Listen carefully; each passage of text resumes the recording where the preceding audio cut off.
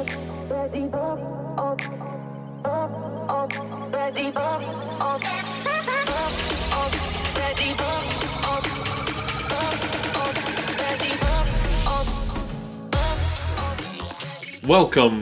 back to the final podcast of Season 2, 2021. You are listening to the most world-renowned podcast in the world, Group Chat After Dark. Welcome, Michael. Is it still 2021? I thought it was still 2020. It is still 2021, although there really has been no difference between 2020 and 2021. Yeah, I'm still waiting for those 2 weeks to be over. Yeah, well, a lot of people are. It's not going to happen. Just do what you can. Wash your hands. Make sure you wipe down all your groceries. Yeah, watch out for the Omarion variant. It's the Omarion. It's apparently very mild but highly contagious. Get a booster if you need a booster. If you haven't gotten vaccinated, what the hell? Yeah, at this point, you need a booster. Yeah. So, do your duty. Kind people of the internet, get your vaccine. But duty. But we're here to recap all of the stupid stuff we talked about this year on this glorious podcast. Wait, does that mean we're going over shows from 2020 and 2022? What were you playing the theme song during the show? I was trying to. I thought I'd spice it up, and I fat fingered the mouse there, and it hit the button. So, before I thought we needed more music. We're going to just kind of go back over our topics and offer any updates or commentary or pithy comments that we may have about the year that was 2021. It was a glorious year. It's a glorious year. We did 11 shows. This is our most successful web series or podcast we've ever done as far as being consistent, because this episode completes season 2, which means there are 22 total episodes of Group Chat After Dark for you to listen to. And you know what? I'm very proud of that. We can't get it together in June and do a show, but other than that. So now we just need 78 more episodes, and then we'll be eligible for syndication. Yeah, almost. We're almost there, guys. Thanks to viewers like you and listeners like you. Right up there with Family Matters and Different Strokes. We'll be ready to go. Wow, it's interesting choices. Family Matters is timeless. It's legit. It is legit. As a matter of fact, there's a giant Urkel right here. That thing, this is the creepiest thing I've ever seen. I'm not going to lie. Here he is. Stephen Q. Urkel. Yeah. Yeah. That's my creepy. childhood. That is my childhood. Anyway, before we get into the real meat and veg of the podcast, I thought maybe you could let us know who's sponsoring us this month and maybe give me some facts about those. This month we are still sponsored by Scrub Daddy. I've been mistaken, apparently. According to the internet, Scrub Daddy is not the most successful product in the history of Shark Tank, but it's one of the top 3. So Bombas wouldn't pay us enough, so we're going with Scrub Daddy this month. Scrub Daddy is... I also have learned that Scrub Daddy changes texture based on what temperature of water you put it in. So not only is it a wonderful product birthed by the Shark Tank program, but it is now the one that changes, and it suits your needs, whether you got to really scrub those dishes hard, or if you're scrubbing something a little lighter, maybe some fine china or a nice wine glass. You can use it either way. And the mouth is customizable to clean your utensils. So if you need to wipe off that extra stuffing from your spoon at Thanksgiving, just stick it in Scrub Daddy's mouth. Wow, stick it in Scrub Daddy's mouth. I think that should be their title. They should use that. That's a good one. It says on the box, America's favorite sponge, but I think stick it in Scrub Daddy's mouth should replace that. And I know it says that on the box because this month I was gifted a Scrub Daddy. Look at that. I know. I could not believe it. It's the original. It's not any knockoff. It is not a knockoff. This is legit. It was gifted to me by one of our listeners, actually. Wow. She said she wanted to support our sponsors. So I have in hand a Scrub Daddy. And yes, it says Flex Texture Scrubber, soft in warm water, firm in cold water. Which is fantastic. Yes, don't be on the lookout for Scrub Uncle. He's a knockoff. This is the original Scrub Daddy. So Scrub Uncle. don't be out there buying Scrub Uncle from Food Line. Yeah, you're gonna get ripped off. It's made of lead paint, and yeah, don't get the Scrub Uncle. Yeah, so that's our sponsor this month. Check them out. They're on the internet. There are other places too, probably in the stores. I don't know. I haven't been in a store in a couple of years, so it's hard to tell. Yeah, yeah. I'm sure they are in the store somewhere, but I'm sure you can also order it online. Oh, it does say that something is independent. Oh, I don't know. Something has been independent lab verified. So Nice. you can use it in the household for your cabinets, hardware, floors, walls, and baseboards. You can use it in the kitchen for your dishes, fridge, produce, counters, cutting boards. You can use it outdoors on the lawn furniture, swing sets, fences, deck railings, and siding. That's what I like to Use it do in my your spare bathroom. time. Scrub my fence. Yeah. Yeah. You can use it in your bathroom for your shower, your sink, and toilet, fixtures, and cabinets. It's pretty much the most versatile sponge that has ever graced the world. And I think you should go out and buy 3 of them right now because you're going to want one for And it's every room in recyclable, the so you house. can save the turtles. It is recyclable. It says so right there. Save the turtles. I thought you were making things up. Anyway, yes, it is recyclable, and there's even a QR code for you to scan. It's also made in Pennsylvania, so there you USA. have it. It's probably our most in-depth Scrub Daddy ad read ever because we were gifted a Scrub Daddy. Yeah. I think everybody should support the fine folks over at Scrub Daddy. They do a good job supporting our podcast. Just use the promo code GCHAD. It's GCHAD. Group Chat After Dark. GCHAD. I believe if you go to scrubdaddy.com/scrub that I'm sorry. If you go to let me try that again. If you go to scrubdaddy.com/GCHAD, Scrub Daddy. There'll be a thing there and you won't get any money off. And yeah, anyway, you can click a pop-up that says this is not a real website and then go to scrubdaddy.com and you'll find the product you're looking for. I'm going to leave the ad reads to you. I'm terrible. Just remember scrubdaddy.com/scrubdaddy to get nothing off your order. So now that we've talked about Scrub Daddy, which is the new, improved, superior sponsor of this podcast, I think it's time that we take a look back in the annals of history of this illustrious show and look at the things that we talked about. So I'm looking at season 2, episode 1, which I believe was in January of 2020. 2021. I know. Yeah, it's been too long. But 2020 part 2. That yeah, there you go. The sequel, the squeakle.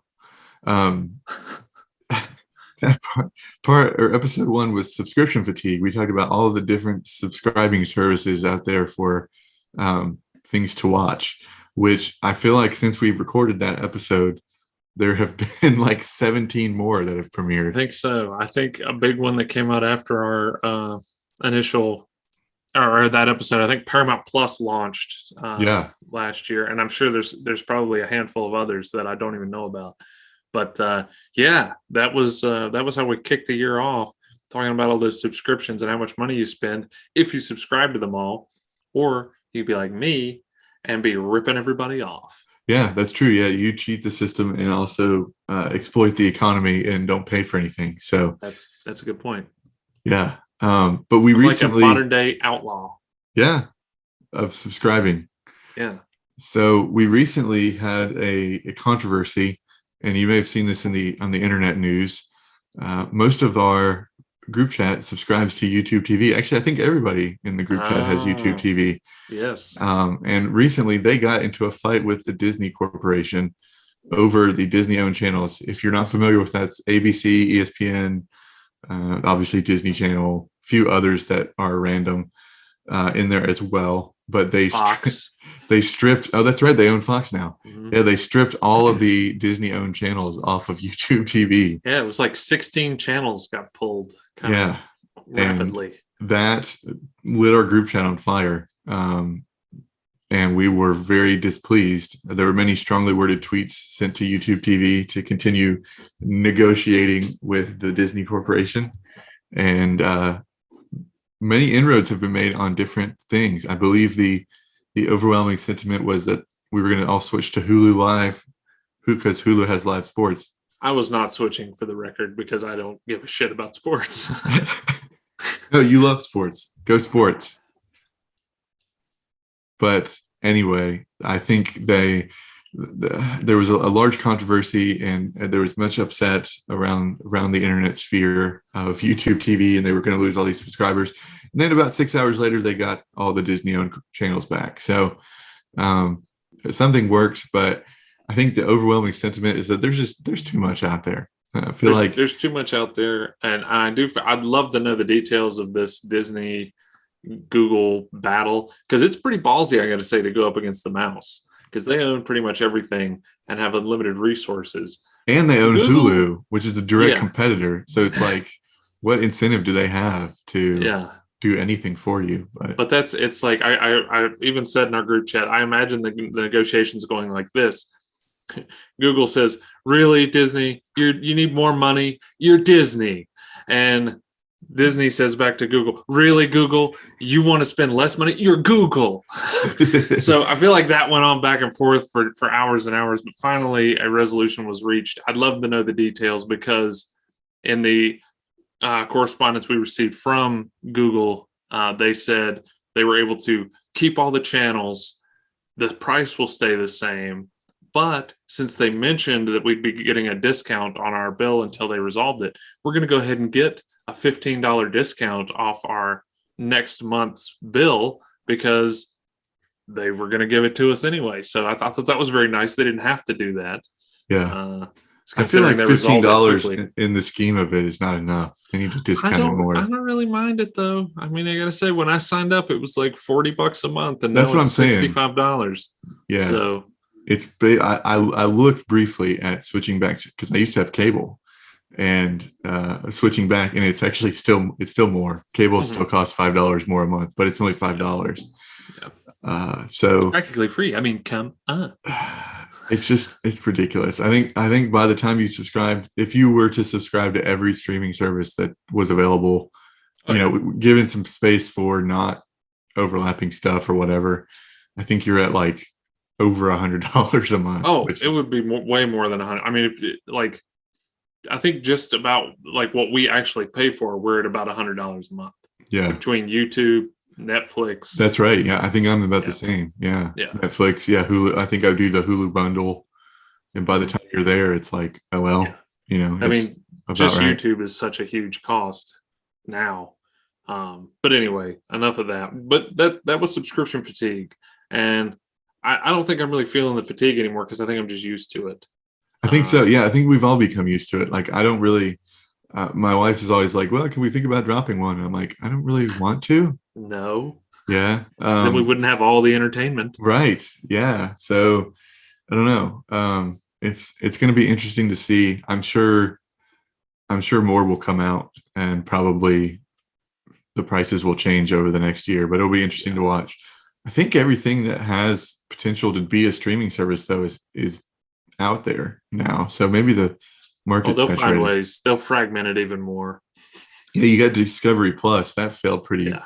Well, they're also starting to do things like, Disney's been doing their, if you want to watch this movie that's in the theater, you got to pay a premium. So there's going to be, and there's tiers of different, different streaming services. So you can subscribe to a service and still not have all the content unless you get their premium subscription. Peacock does that.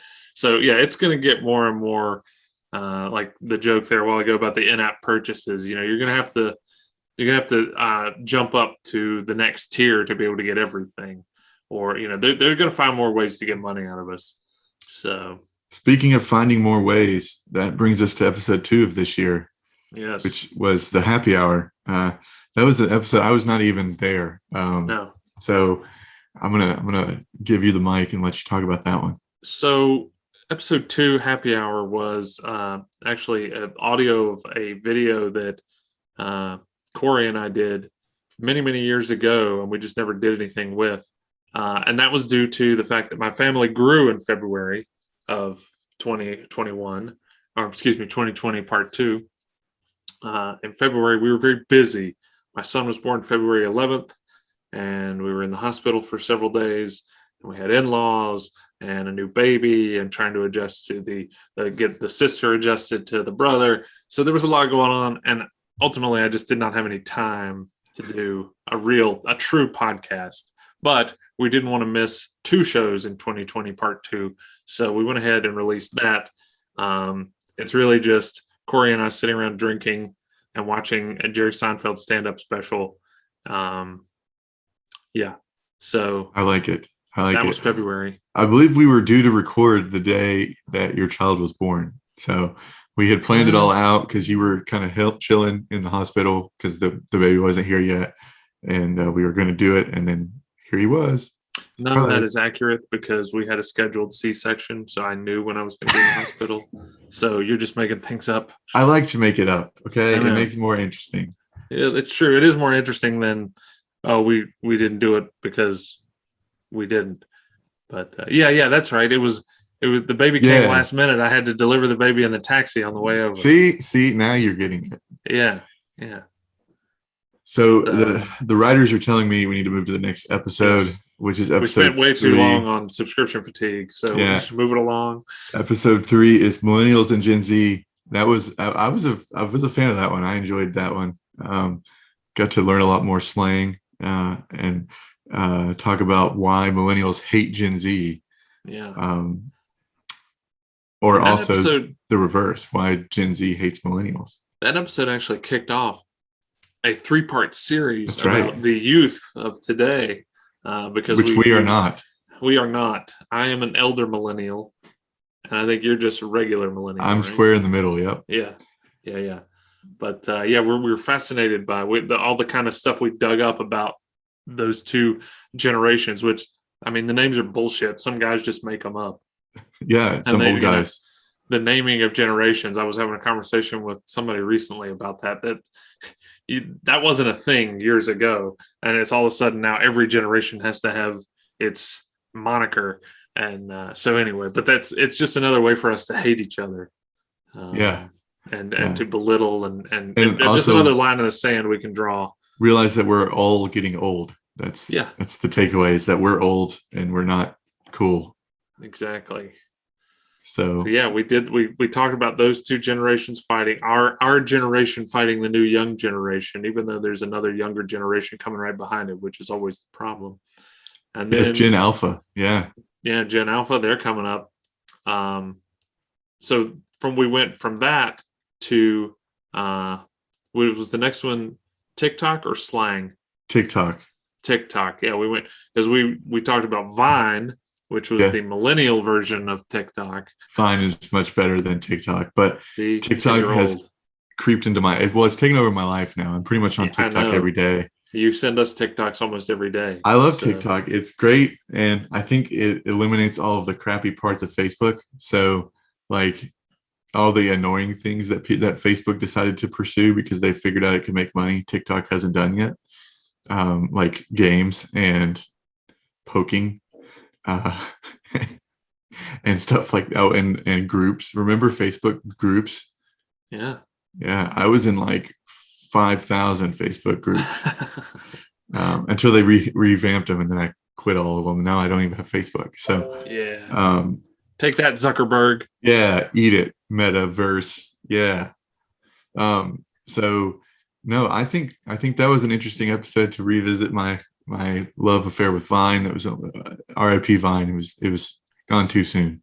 You were a big fan of Vine. You were, like I say, as I mentioned in that episode, I can't remember how many Vine compilations you've made me watch over the years. Many Vines are now they're resurfacing on TikTok as the audio track for all these TikToks. So Vine's coming back, but I miss you, Vine. I wish you well. RIP Vine. We also had a guest on that episode. We did. We had a TikTok expert, air quote. We really didn't know that much about TikTok other than telling us who you could follow. So Well, I hope you guys got some good follows out of that on TikTok. Hopefully. But yeah, our TikTok expert uh, provided some good commentary on TikTok and gave you guys some valuable information. He sure did. He sure did. And that leads us to the next month, May. That was a fun one. That was a fun one. I actually, because we really don't discuss at length any of our topics together before we go into the show. And No, especially literally, this it's one. probably about 2.5 minutes of Yeah. texting. That's about I the usually, length. we plan it out. I usually kind of run down what I'm gonna my list of things. He runs down his list of things. We kind of smush them together, but we don't go into detail. And especially in May, the youthful slang episode, I made that list of slang, and I did not share it with you beforehand. And I was amazed because you crushed almost every one. I think there was like one or two that you didn't get, and that was it. And I had like a list of 10 terms that I was throwing some in purposely to throw you, and you still got them all. So, I did not know head ass. That's one I didn't know, but I know I've now. still never heard anybody say head ass. I heard it on TikTok this week, actually, but there you go. That was the length of it. So no, I enjoyed that one. It's good to know I'm still connected with the youth, and yes, you're very hip. Understand a few things, but I think we're going to see a lot of weird things come out of the next generation of English speakers as we learn different things. Recently, our friend group that is in the group chat has rediscovered Among Us, which brought back some of that youthful slang, the word sus. Yes. They finally released it on the Xbox, and so we played Among Us a little bit, and sus has made a deep reappearance into... It's back. Because, we all kind of got into the Among Us back whenever it was getting big. But I did not like it because I could not play it on my phone. I hate touch controls. Because he's an old. I'm an old. I am the old school gamer, but growing up playing Nintendo. So I have to have a controller in my hand, and I was not doing well with the touch controls on Among Us. So it took some away from me. But yeah, they added it to Game Pass, and we all played it recently. And I figured we'd play it once or twice and be done, but we ended up playing it all night and had a great time doing so. And there was a lot of people playing it. So it seems to be pretty popular based on our experience with it. It's still popular. And the added benefit of the four of us being in communication with each other and breaking the rules by revealing what our roles were, but the pot stirring that we would do, that was pretty fun. Yeah. So that's a tangent. We can talk about that later. But in May we wrapped up our 3-part series on the youth in the world with useful slang, and then in June, of course, we did not do a show because we were vacationing. We did not do. My family was not part of the big friend vacation this year. Friendcation, new baby. But you all went on vacation. We did a little vacation with my in-laws at their beach house, but we did not make the journey for the friendcation this year. But we'll do that next year in 2020 part 3. There you go. The trilogy. Yes. But 2020 but luckily, part 3. You know what? Yeah. Sorry. Could you say that again? Sorry. I'm having trouble hearing you. Well, nobody's talking to you. Watch. Excuse me. That scared the hell out of me because I thought somebody was in my room. Anyway, the good news is 2022 should be the end, because usually movies end after a trilogy, unless they're really bad B movies where they have like 9 parts. But maybe 2022 will be the end. We'll close the chapter on the COVID trilogy. Or you could make all the prequels. So 2020 episode 1. Yeah. We could do that. 2020 year 1. Well, anyway. This is never ending. No. We skipped June, and then we came back with a real banger of a topic for July. Hey, We talked that's about the home of Prime Month or Prime Day. So that's true. That's true. we looked So at what's the weirdest stuff you could buy on Amazon.com, which there was a lot of weird there stuff. was a lot of weird stuff, and I made some promises that I was going to buy some of those things and try them out, and I didn't. I just didn't.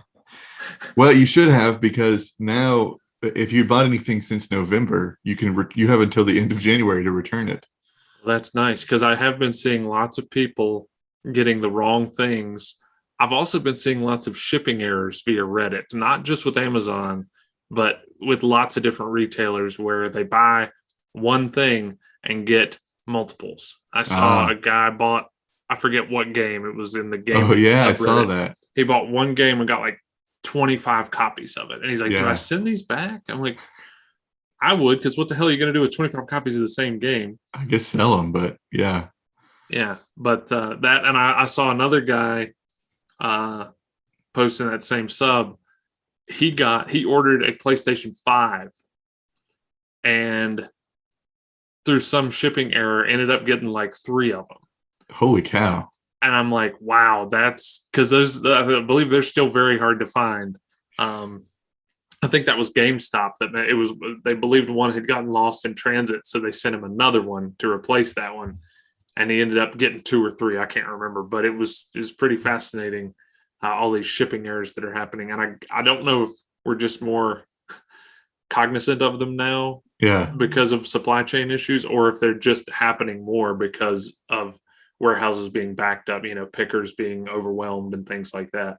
But anyway, that was July, the weird shit on Amazon that I didn't buy. I But went back to then, the they UPS would have store. gotten here at least. They would have gotten Yeah. here in a reasonable time frame. I went to the So, UPS store yesterday and the line was out the door. So people are, making their returns for sure. Maybe they bought some of yeah, that weird stuff. I don't know. it is because admittedly, since it is December, we are doing this post Christmas. So yeah, a lot of people returning stuff. Hence our topic this month being a year interview and nothing about Christmas. Right. Or those holidays. Well, So it's for the anyway, corporations anyway. But yeah. so we moved on and then we got into the fall talking about pumpkin spice. So No. You skipped over August. what? Oh, I did. You're right. Yeah, I Yeah. skipped over future of the movies, which was an Yes. interesting discussion on what movies are going to look like post now. Yes. And And actually ties back into the streaming fatigue topic that we went into at yes. first, where these movies are getting released kind of in the theater, but also on the platforms. And so that's probably, I think that was your prediction, is that that's going to be the model for the Well, future. that was my prediction. And right now it's not coming true because so many things are now exclusively in the theaters, which is disappointing because I really want to see this new Spider-Man movie that came out in December. I considered going one morning to see it because I was like, there won't be any. But I was like, no, my luck, I'll get COVID because the Because one he's other also an guy in the old and he theater. sees movies at 9 o'clock in the morning. I wanted to do it when there would be less of a crowd because but I was like, no, and I talked myself out of it because I like first day streaming. I like I want to see this movie pretty badly, so I wouldn't mind paying a $20 streaming fee to see this, but instead I'll have to wait a couple months and watch it whenever it's available digitally. So I was wrong there, but that was also that a lot of these plans were made before Omicron showed up and before cases started going up, which I kind of feel like everybody should have been prepared for because it's winter, and that's exactly what happened last winter. Right. But anyway, so yeah, my prediction thus far has been wrong for the future of the movies because they really want that theater business back. When Spider-Man set a record, didn't it? I believe it did. I don't know the numbers on it, but so many people I have talked to have taken the risk and gone to see it, and they're like, it is the best superhero movie they've ever seen. I'm very interested more in the concept than the actual film because they're bringing back like All Tobey the Maguire Spider-Mans. Yeah. and what's his name, James Garfield. Andrew Garfield. Yeah. Andrew Garfield. They're bringing back as like the kind of this multiverse Spider-Man thing, and I just think that's really cool.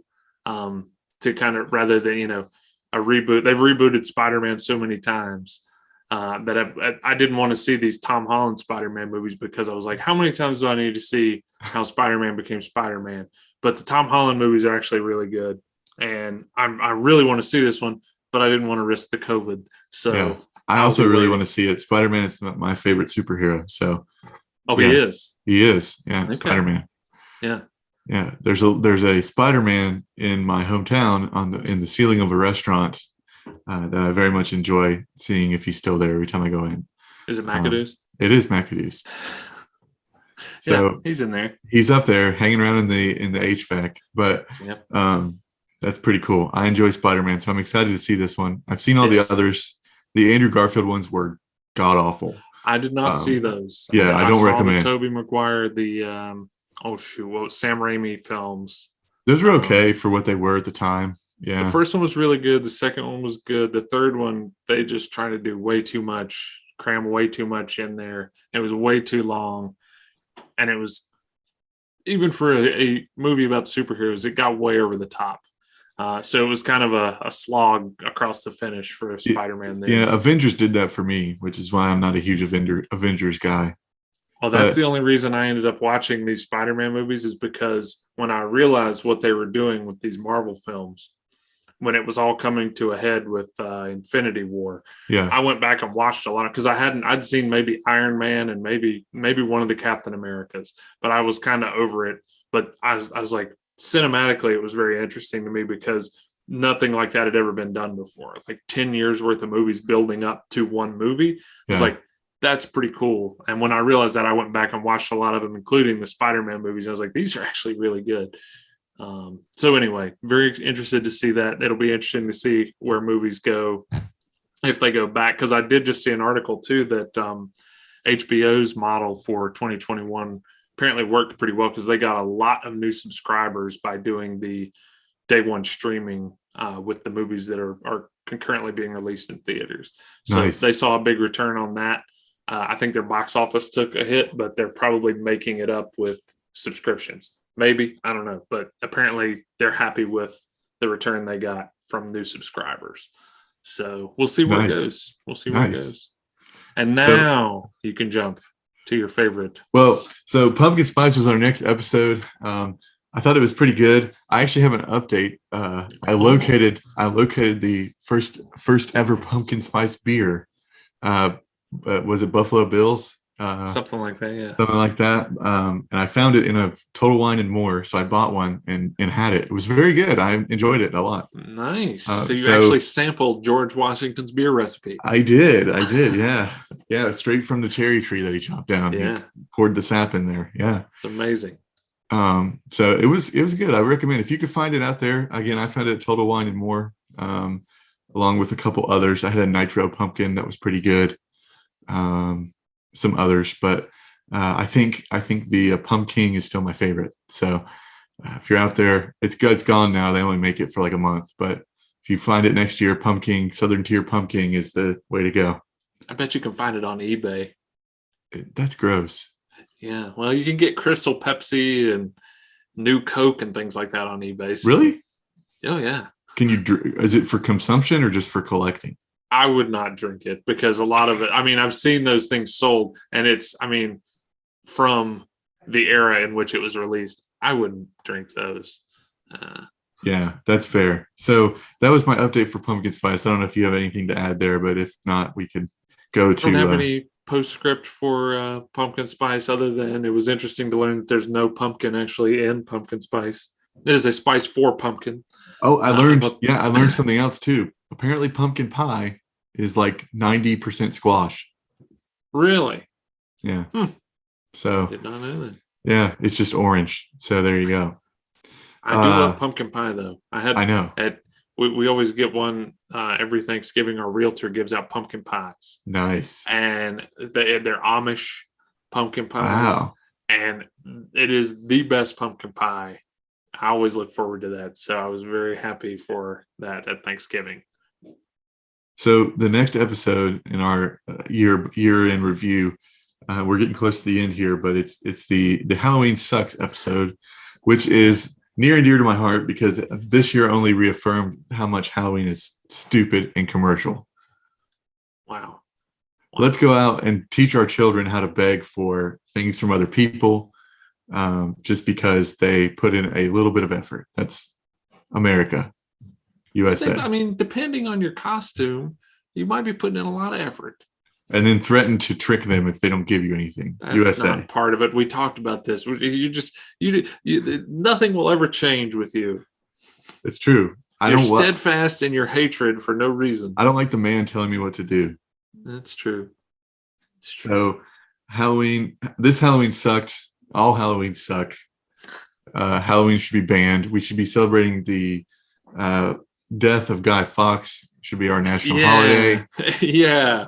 That's the real nugget of interesting things that came out of that episode. Guy Fawkes Day should be an American holiday.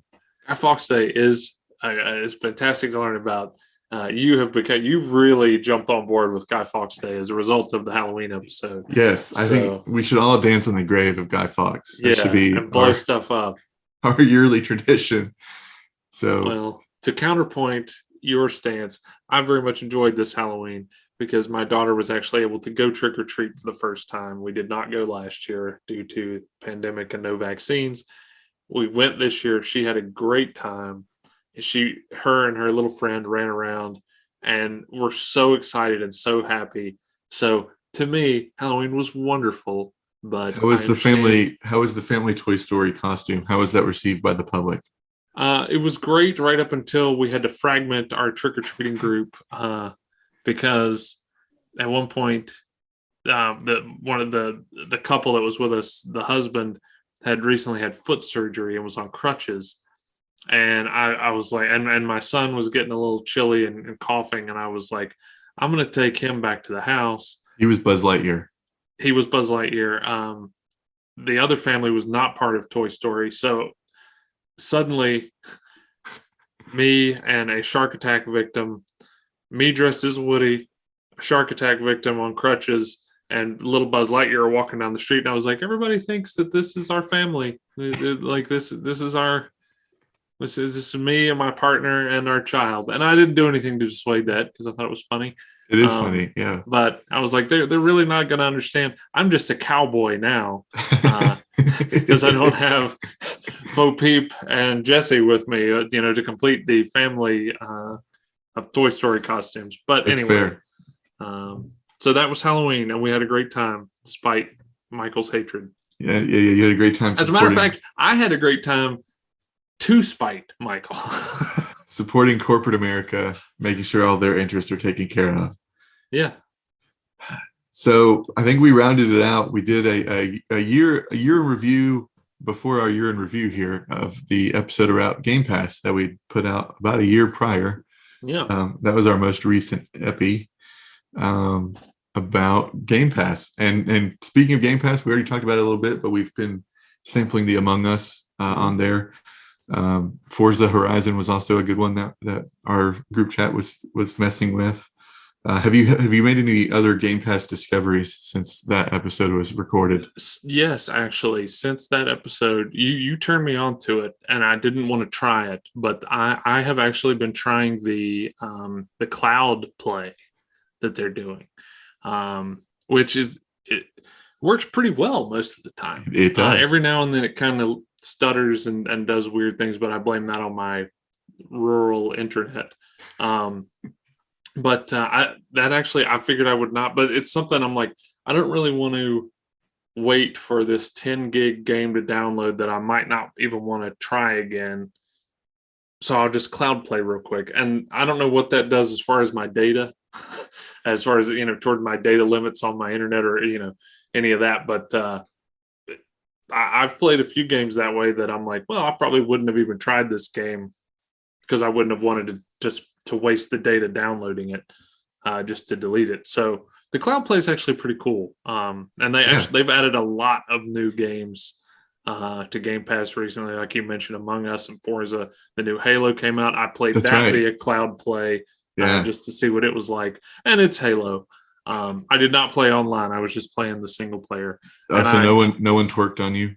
Nobody twerked on me or teabagged for us elders. But so the cloud play thing I think is really cool. I think if they can continue to improve that, I think that's really cool. That was always my complaint because I still have the first Xbox with like no storage on it. Right. So to download a game takes me a while. Mm-hmm. So I'm really excited about the cloud play. I liked it a lot. This streaming of games, I think, may be where things are headed, because I know Google, I don't know if they still have it, but Google had a platform. Stadia. Yeah. Yeah, I think it's and that was the whole concept. Was streaming. You paid a monthly fee and you could stream certain games. Amazon has one now. Amazon's getting it. So I think the streaming of games is pretty cool. And it's interesting to see Microsoft going with it, embracing it now, because I don't think any of the other consoles are. And I don't know, because I'm not a PlayStation gamer. I don't have a PS5. I don't know. But I just think it's really cool that Microsoft is going that direction and kind of embracing that new, the new hot topic in gaming. And, that it seems to work pretty well. Like I say, depending on your internet connection, if you got a slower connection, it's not going to be as great. But anyway, so I've been very pleased with the Game Pass and where it's going. And me too. I've been pleasantly surprised. I've locked myself in for like the next 4 years. Yeah. I cheated the system with some gift cards and some stuff like that. They were giving you a free subscription to Game Pass if you renewed your Xbox Gold. So I did that. Yeah. So I'm locked in for a while. So we'll see where it goes. I'll keep you all updated there. Because what's great about that is your Gold, because Gold was like $60 for a year. Yep.